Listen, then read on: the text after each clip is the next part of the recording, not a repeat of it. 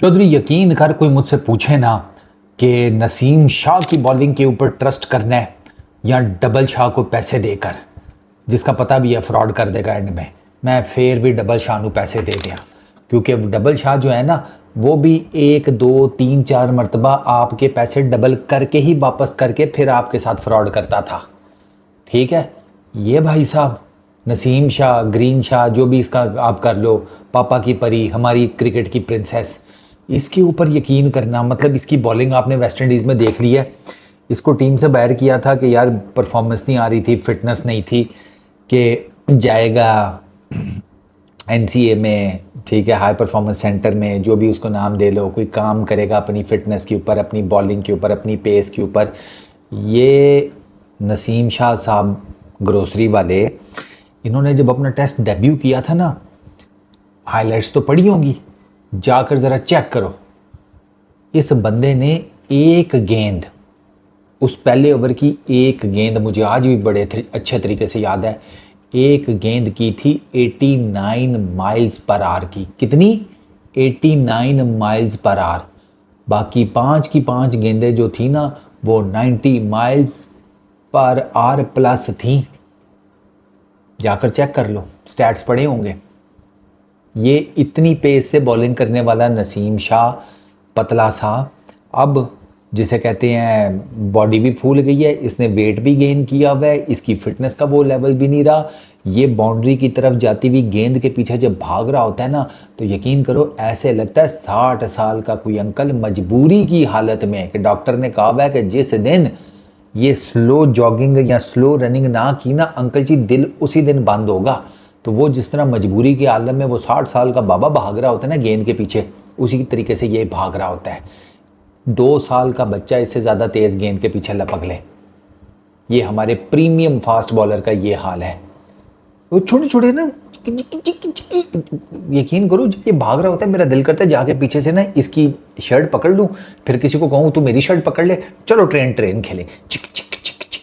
ये इस कंट्रोल, ये ऐसे भाग रहा होता है।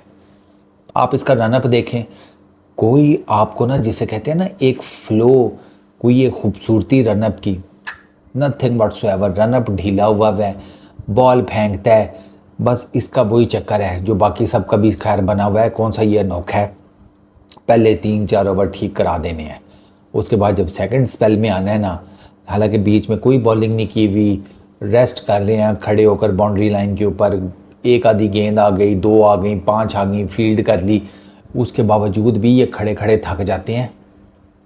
ये खड़े खड़े थक जाते हैं। इनकी फिटनेस का ये हाल है कि ये 3 4 ओवर करा के मैच में फील्डिंग करने के बाद जब डेथ ओवर्स करने आते हैं तो फिर ये फुल टॉस से कराते हैं, कोई इधर फेंकते हैं, कोई इधर फेंकते हैं। ना लाइन, ना लेंथ, ना रिदम, ना फ्लो, ना कुछ और। ईजी रन्स ये देते हैं। आज भी आप देख लें, पहले 5 ओवर्स में तीसरे ओडीआई में नसीम ने मेरा ख्याल है कुछ 24-25 रन दिए हैं और 10 ओवर्स के एंड के ऊपर 72 रन दिए हैं। यही कहानी नसीम शाह के साथ पहले ओडीआई में भी हुई थी कि भाई स्टार्ट के ओवर अच्छे कर लिए, एंड पर आकर मार खा ली। और ये सारे के सारे पाकिस्तानी बॉलर्स का मसला है, शुरू में ठीक कर लेंगे, इंक्लूडिंग हसन अली, उसका भी यही चक्कर है। आज देख लो उसको 60 रन पड़े हैं उसको 10 ओवर्स में, उसका यही था, शुरू के ठीक कर दिए, बाद में कुट खा ली। हसन अली के साथ भी यही हुआ है। इनका स्टैमिना ही नहीं है, इनकी फिटनेस ही नहीं है, इनसे भागा ही नहीं जाता। नसीम शाह का तो ये पैटर्न है। आप नसीम शाह का अंदाज़ा करें, मेरा ख्याल है 25-30 इनिंग्स हैं इसकी ओडीआई के अंदर, बॉलिंग इनिंग्स। नसीम शाह का 4 विकेट हॉल एक भी नहीं है। 4 विकेटें इसने एक मैच में एक मरतबा भी नहीं ली। 5 विकेटें इसने सिर्फ 2 मरतबा ली हैं, उसमें से भी एक नीदरलैंड्स के अगेंस्ट, एक न्यूजीलैंड के अगेंस्ट। और जो न्यूजीलैंड के अगेंस्ट ली थी ना, उसमें से 4 विकेटें डेथ ओवर्स में इसने ली थी जब वो मार रहे थे। ये हमारा यानी कि न्यू बॉल बॉलर है जो रेगुलर जिसे हम खिला रहे हैं, और क्यों खिला रहे हैं हमें पता ही नहीं है। नसीम शाह की मैं आपको इकोनॉमीज़ बताऊं, ये नसीम शाह की ना ज़रा इकोनॉमी सुनिएगा इन रीसेंट मैचेस। आज वाले ये सेकंड जिसे कहते हैं ना, ये इससे शुरू करते हैं थर्ड ओडीआई से। 7.20, 6.87, 6, 6, 4.62, 6.30, 5.37, 6.80, 7, 7, 4.3, 6.6, 6, 6.5। ये नसीम शाह की इकॉनमीज चल रही हैं 2024-25 में। यार ये मतलब हमने इसको एनसीए भेजा था, हाई परफॉर्मेंस सेंटर जाकर अपनी फिटनेस पे काम करे। ये वहाँ पे 2 ही काम करके आया है। एक बॉबी भाई के साथ तस्वीरें बाटा किस्म की खिंचवाई हैं, ठीक है, फिल्टर लगा के, दोनों जैसे कहते हैं ना सही पप्पू लग रहे थे। मतलब आप कह सकते हैं कि नसीम शाह का लग रहा था कि ये पहाड़ी इलाके का खूबसूरत पठान है, और बाबर आजम का इसका ऐसे लगता था कि इसका दूर का कज़न है जो दुबई चला गया था छोटी उम्र में ही। ऐसे लग रहा था दोनों का। और उसके बाद दूसरा काम इन्होंने क्या किया जनाब, बारिश में जनाब वो प्लास्टिक की शीटें डाल के तो ऊपर वो छोटे बच्चों की तरह कसीटियाँ मार रहे हैं। वो 2 काम इन दोनों ने, मतलब नसीम ने बड़े ज़बरदस्त किए हैं। और जो काम असल में करने वाला है वो जनाब इधर ग्रीन कलर का पेंट लगाया, ठीक है, कि हाँ पाकिस्तानी हूँ, ग्रीन कलर का पेंट लगा के लोगों को फुद्दू बना लूँगा। और उन्होंने ग्रीन ना, भाई उन्होंने ग्रीन पेंट का ना, जिसे कहते हैं, इसका तो पता नहीं, हमारा खून निकाल दिया लाल रंग का फुल टाइम। इतना मारा है यार।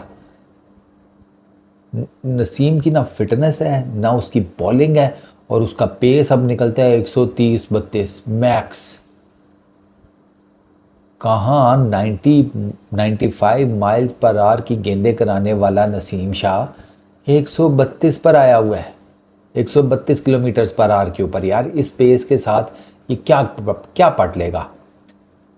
10वीं रैंक्ड टीम थी। अब आपको पता चला है क्यों वो कह रहे थे कि नहीं हमने ओडीआईज खेलने हैं। उन्हें पता था हम इनको पेल देंगे ओडीआईज में, इसी वजह से वो माने ही नहीं। 3 ओडीआईज की जगह 3 T20 इंटरनेशनल्स के लिए वेस्ट इंडीज़ का क्रिकेट बोर्ड इस वजह से नहीं माना, क्योंकि उन्होंने आगे अपना देखना है कि हम किसी तरीके से वर्ल्ड कप 2027 के लिए पहली 9 टीमों में कि 8 टीमों में समथिंग आ जाएं और हम क्वालिफाई कर जाएं। अभी तो वो क्वालिफाई नहीं कर पा रहे। वो 10वें रैंक की टीम थी, अब वो मेरा ख्याल है 9वें नंबर पर आ गई होगी। हमें उठाकर उन्होंने हराया तो हम मेरा ख्याल है 5वें 6ठे नंबर पर आ गए होंगे। इस वजह से, क्योंकि उनको पता था ना इनके पास बैटिंग है ना बॉलिंग है। ये जिसे कहते हैं, एक तो पूरे भी बॉलर्स नहीं खिलाते, और जो ये बॉलर्स खिला रहे होते हैं इवन इनके प्रीमियम बॉलर्स भी, वो अभी ठीक है, टगे मारी है। उनका पहला स्पेल गुजार दो, उसके बाद फिर वो ईजी टू जिसे कहते हैं हिट है, जहाँ दिल करोगे उनको उठाकर फेंकना। ये हो रहा है आपके साथ। हमारा कप्तान उस पर कुछ भी नहीं कर पा रहा। कोच की अपनी पता नहीं कुछ साइंस चल रही है, अजीबो गरीब किस्म के हालात हुए पड़े में हैं। और आपको पता है नसीम शाह को आकिफ जावेद की जगह पर सिलेक्ट किया गया जी, आकिफ जावेद की जगह के ऊपर। पिछली न्यूजीलैंड की सीरीज़ में हमारा सबसे बेस्ट बॉलर, उससे जो अगली ओडीआई सीरीज़ आती है वेस्ट इंडीज़ की, उसमें हम उसको रखते ही नहीं हैं। और पीसीबी वाले सुभान अल्लाह, उनको आधे पीसीबी को ये लगता था आकिफ जावेद अनफिट है। फ़ोन की वो तो उसने एनओसी के लिए अप्लाई किया तो उन्होंने कहा भाई तू अनफिट नहीं है। उसने कहा कौन सा अनफिट। फिर उसको कहते हैं कि नहीं हमने तुम्हारे पे काम करना है, तुम्हारा जंप बहुत ऊंचा है। ग्रोसरी वालों उसका जंप ऊंचा, तुम उसका जंप छोटा करने के चक्कर में उसकी लाइन लेंथ उसकी पेस सब का बेड़ा गर्क कर दो, तो उस गरीब के बच्चे का क्या फ्यूचर है। मेहरबानी करो, कोई ज़रूरत नहीं है उसके साथ किसी किस्म की उंगल लेने की। वो ठीक बॉलिंग कर रहा है, न्यूजीलैंड में अच्छी बॉलिंग कर गया ना तो वो कर लेगा। और प्लस उसे अगर उसके साथ कोई मैनेज करना है तो फिर कोई टाइम भी तो देखो ना। फिर 3 महीने कोई क्रिकेट नहीं थी, वो सुकून से बैठा हुआ था, तब उसके ऊपर हल्का फुल्का काम कर लेते। कोई चक्कर ही नहीं। इन्होंने नसीम शाह को पापा की परी को लेकर जाना था, और पापा की परी ने वहाँ जाकर ऐसा हक गया कि क्या ही बात है। ये आपकी ओडीआई टीम में आपका जो मेन पेस बॉलर है उसके हालात हैं। बाकी तो छोड़ ही दो। और इसको मज़ेदार बात है, इसको शाइन की जगह पर लेकर आए। टैक्टिकल मूव हमने खेला था, टैक्टिकल मूव का उन्होंने बम भरोसा कर दिया है। घोड़े लगवा दिया आपके सारे के सारे टैक्टिकल मूव को भी, और जो टैक्टिकल मूव के थ्रू आप प्लेयर लेकर आए थे उसको भी। और फिर मैं बात वही करूँगा, ये वो वेस्ट इंडीज़ की टीम है जो नंबर 10 रैंक्ड कर रही थी, उसके अगेंस्ट नंबर 4 रैंक्ड की टीम की ये हालत थी।